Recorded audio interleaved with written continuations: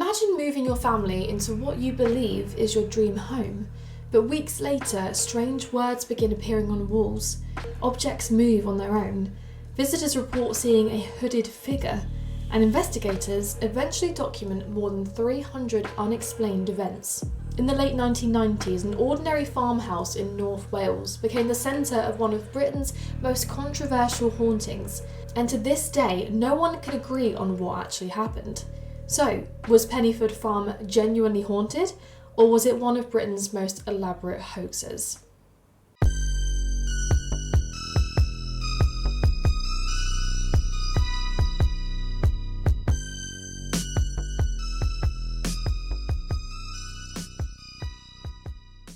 Before we get into today's case, just a reminder as always to like and subscribe if you do enjoy my content.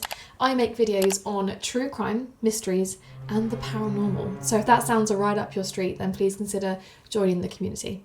Let's get back into it. Our story begins in the quiet countryside of Flintshire, North Wales, at a 15th century property known as Pennyford Farm. Due to its age, the farmhouse had witnessed generations of families come and go, which I can attest is very common in Britain, so there was nothing to suggest it would become one of the country's most controversial hauntings. In 1997, David and Rosemary Gower moved into the farmhouse with their family, hoping for a peaceful life in the Welsh countryside. To them, it was a fresh start, and they were looking forward to cleaning their new home, tidying the garden, and overall just settling in. Surrounded by fields and rolling hills, the property seemed like an idyllic place to raise a family, and for a short time life appeared completely normal, but the family began noticing things they couldn't easily explain. At first, they dismissed the strange occurrences as quirks of an old farmhouse. Things like creaking floorboards, unexplained noises, and odd sensations can all be passed off as normal in such an old building. But as the weeks passed, these incidents increased in frequency and became difficult to ignore. So what began as the occasional unexplained noise soon developed into a series of increasingly bizarre incidents, events that would eventually attract paranormal investigators, media attention, and skeptics across Britain. While cleaning up their garden before a party, Rose and David decided to move a headstone which was leaning on an outer wall of their home. The headstone, which had the name Jane Jones, who died in 1778, written on it, was moved into their back garden. A few days later, they had their first paranormal experience. Rose saw an apparition of a young cloaked pregnant girl in mourning, wandering through the garden. Nobody knew the connection between the ghost and the gravestone until years later, when a man who once lived in the home explained the possible reason. We looked into it, and she was actually our relative. She died in childbirth, and they wouldn't allow her to be buried in consecrated ground because of the disgrace of having a baby at 14. It is plausible Jane is on that land. The English family, who didn't understand a word of Welsh, like myself, and I really should, but also started seeing Welsh words appear on the walls. These included the Welsh translated words of peace, long-suffering, and persecutions. The couple's daughter, Nicolette, who stayed on in the home after her parents moved out in 2002, also recalls one day seeing her infant son's name appearing on a wall in the living room. Quinn's name appeared on the wall, and I really didn't like that. How can you just sit in a room and words appear on a wall? The family also witnessed objects being moved around, some even right in front of their eyes. In one such instance, Rose was on her way to throw out a bunch of dried old flowers when she went to answer the door. Once she came back to the flowers, all the petals had disappeared and were replaced with dead and half-drowned wasps. The family claimed they would hear strange noises throughout the home at all times of the day, including muffled voices in some of the house's empty rooms, and children singing. Eventually, the apparition sightings occurred. So what began as small, unsettling experiences soon escalated into something the family believed they could no longer explain. Nicolette Gower tells a story of how in 2002, after her parents moved out, she woke up one night and saw a hooded figure resembling a monk leaning over her sleeping baby's cot. She understandably screamed, only to realise that the apparition had mysteriously vanished. Nicolette then grabbed her baby and left the room. The Gower's younger daughter, Adrienne, also claims that while visiting her parents, she woke up and saw a hooded figure standing over her.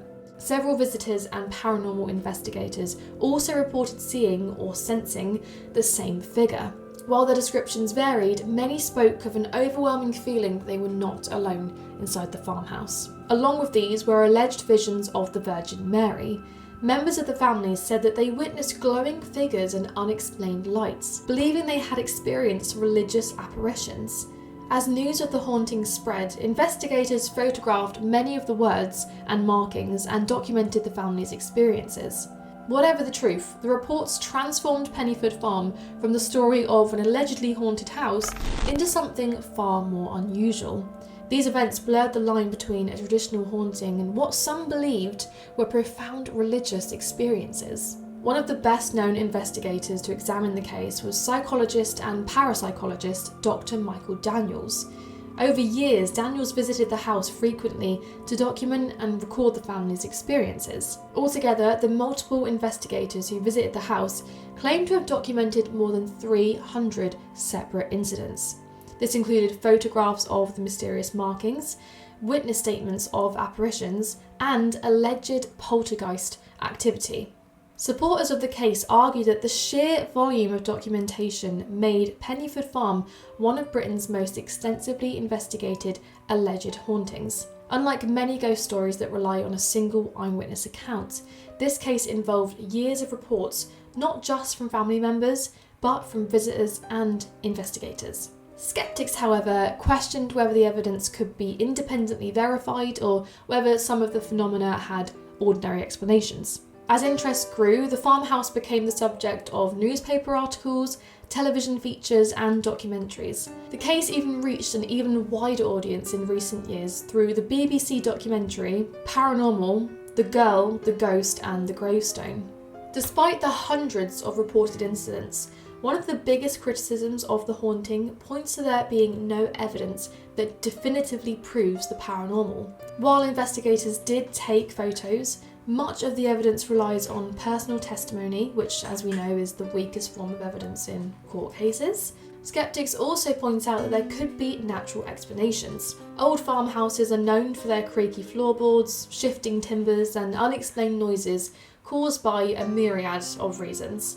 Electrical faults can sometimes cause flickering lights or appliances behaving unpredictably, while shadows and changing light conditions may lead people to misinterpret what they've seen. Another factor to discuss is the power of expectation. Once a place develops a reputation for being haunted, visitors may become more alert to every unusual sound or movement. And in this vein, some have questioned whether years of media attention may have unintentionally exaggerated parts of the story. As the haunting became more widely known, new accounts continued to emerge, making it difficult to separate the earliest reports from the later ones. It's also worth noting that despite years of investigation, no controlled scientific study has been able to demonstrate that the reported phenomena had a supernatural cause. All of this doesn't mean the family fabricated the experiences, it just means that there isn't enough evidence to confirm what they experienced was indeed paranormal. Pennyford Farm became known because nobody could agree on what happened. Part of the appeal of this case is that it took place in an ordinary family home. The Gower family weren't searching for ghosts or trying to become famous. They believed they were simply moving into a peaceful farmhouse in the Welsh countryside. That normal beginning makes the events they later described feel all the more unsettling. Then you've got the sheer variety of reported phenomena. Paranormal or not, these created a mystery unlike most other haunting cases. And perhaps most importantly, the case has never been conclusively resolved. Pennyford Farm sits in the space between belief and skepticism, inviting each person to decide for themselves what they think really happened. Nearly 3 decades have passed since the Gower family first reported strange happenings at Pennyford Farm, and the debate continues. So, was this one of Britain's best documented hauntings, or is there another explanation hidden behind the headlines? And that is the case of the Pennyford Farm haunting. I find this really interesting because it is, in Wales as well, which is very close to home. I don't know. It's also just such a weird one with not only the amount of sightings or incidents that were reported, but the fact that so many different people saw this or documented it, but there were also like so many different types of incidents, you know, like some of them were religious, some of them were just writing on a wall, some of them were just voices or whatever, or you know, items going missing and then something being replaced, which was a little bit morbid with the wasps, I will admit. I don't know, what do you think? Let me know your thoughts on this one, and if there are any other cases that you would like me to cover that aren't necessarily as well known, or well known ones as well, I really don't mind. I'm willing to look into different kind of ones. Let me know, and as always guys, I will see you in my next video.